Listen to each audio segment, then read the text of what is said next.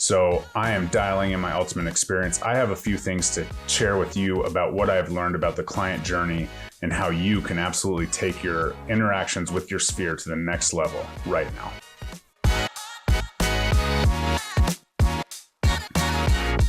What's up, guys? Jeremy Kane with Real Estate Agent Playbook. Super excited to dive into this, as sphere is my thing. As you know, I help agents scale through building their sphere every single day. And I want to share this with you. If you're interested in my free current client journey, so that's clients within the transaction, I have my checklist that I use with my clients, and I want to share that with you. If you're interested in that, click the link in the comments and that'll take you to a page and you can get that information. Super excited to dive into this, as I am super passionate about this.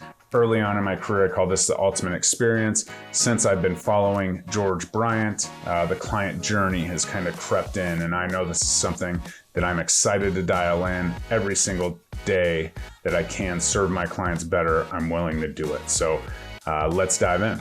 So the honest truth is, the client journey starts day one. The first conversation, the first interaction, the first email, the first time they see you. There's a lifelong client on the other end of that video or the other end of that post. And so that's the mindset that I need you to get in, is day one through day infinity. I want to make sure that my client is my client until my very last day in the business, very last day in the industry, very last day on earth, right? Because even after I retire, I can refer agents out, especially in my downline at EXP, and I can send them, referrals, and I know that they'll be well taken care of because I trained all these agents to give those clients the exact journey that I expect and I give my clients every day. So the first thing is that mindset. Every single time you post, every single time you have an interaction or conversation, that's day one, and that person is a client for the rest of your life or their life, and they have to be treated as such and have the ultimate experience and have the best client journey possible. Okay, so if you need a unique value proposition, this is it. Only 27% of people use the same agent on a second transaction that they used to buy a home or sell a home previously. That's a stat from the NAR website directly off of that. What's that tell me?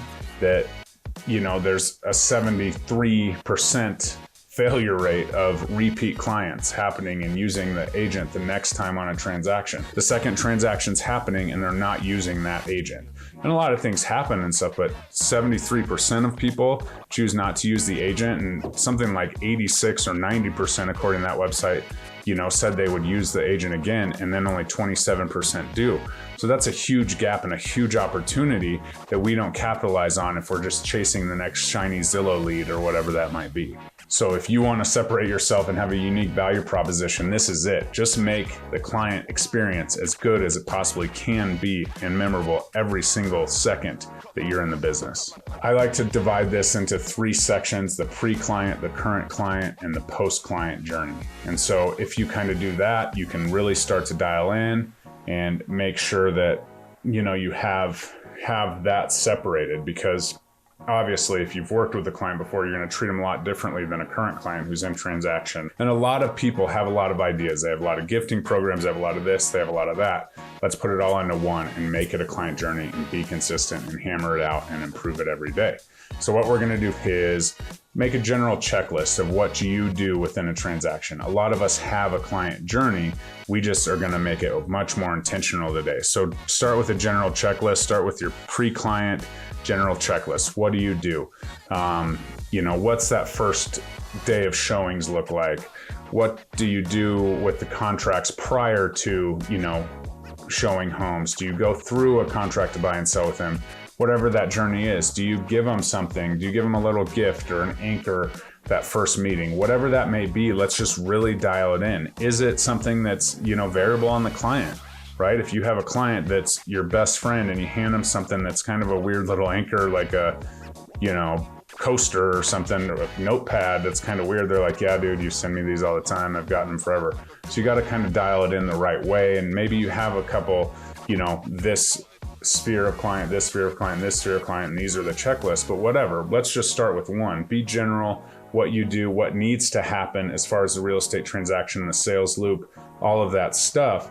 make that your client journey. Put it in there, put it in writing, because if you write it down and you stick to it every single time, it'll become habit. And that's where we want to get to with these client experiences. Once you've completed the pre-client journey, go into the client journey. What's going on when they're, a client, they're actively searching for homes. Maybe there's something special you do if they write an offer and they don't get the contract accepted. Maybe there's something special you do if they fall out of inspection, or maybe, once they pass inspection, they resolve the inspection, you do something else. All of these things are an amazing piece, and some of them can just be a phone call to explain, right? It needs to be written down. Okay, what do you do when the title commitment comes out? That's an extremely confusing document. Do you do anything special to kind of explain that to your clients so they feel like they're in the know? And all of these things, as you go through the process, if you dial it in and you have an answer for it and you have a plan, it's more likely to happen. Then go to the post-client piece. Like, we've closed, you send an email out. How do you get testimonials? Do you have client events? Do you have, annual reviews? All of this stuff that you can do, make it your own. But in general, let's have the general process from pre-client, current client and post-client dialed in. And then once you have all of that, then you say, okay, this is how I want to do it. This is what I want to do. I love client events, so I'm going to do these 12 events, and this is how I'm going to invite people. And this is, they're going to be big events, or they're going to be micro events, whatever that looks like. Make sure that's completely dialed in and make it your own, right? If you are a huge beer guy and all your clients, you meet at breweries and at games and things like that. Maybe you have, a client event party at a brewery or a trivia night or whatever. If, you're a big church goer, you probably aren't going to do that. You'll probably, do stuff based around the church schedule and, maybe do an event and donate to the church or whatever that may be.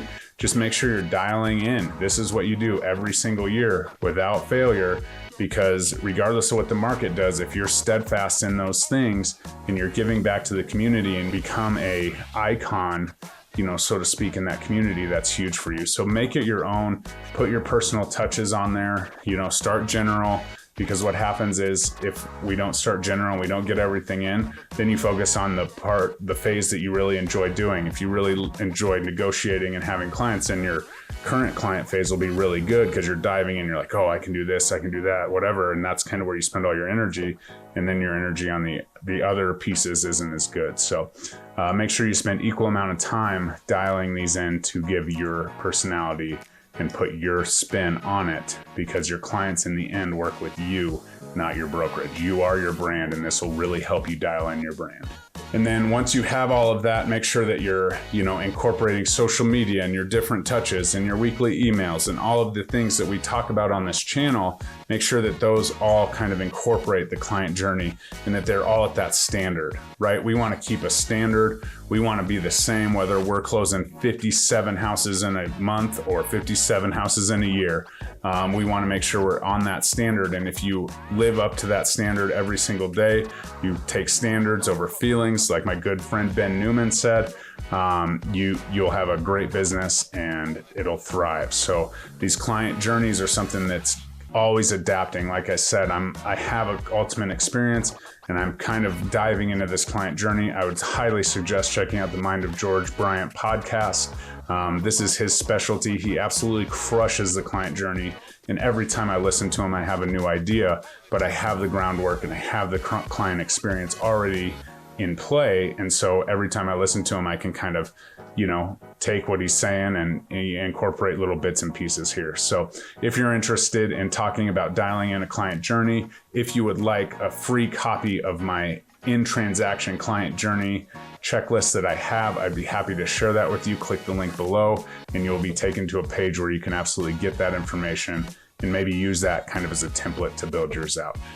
All right, so thanks so much for tuning in. Jeremy Kane, Real Estate Agent Playbook. Check out this video about building an A-team if you feel like this is a huge undertaking and you want some industry partners to partner with to maybe help you build this experience. Check this video out. It's a great one. Have a great day. Bye-bye.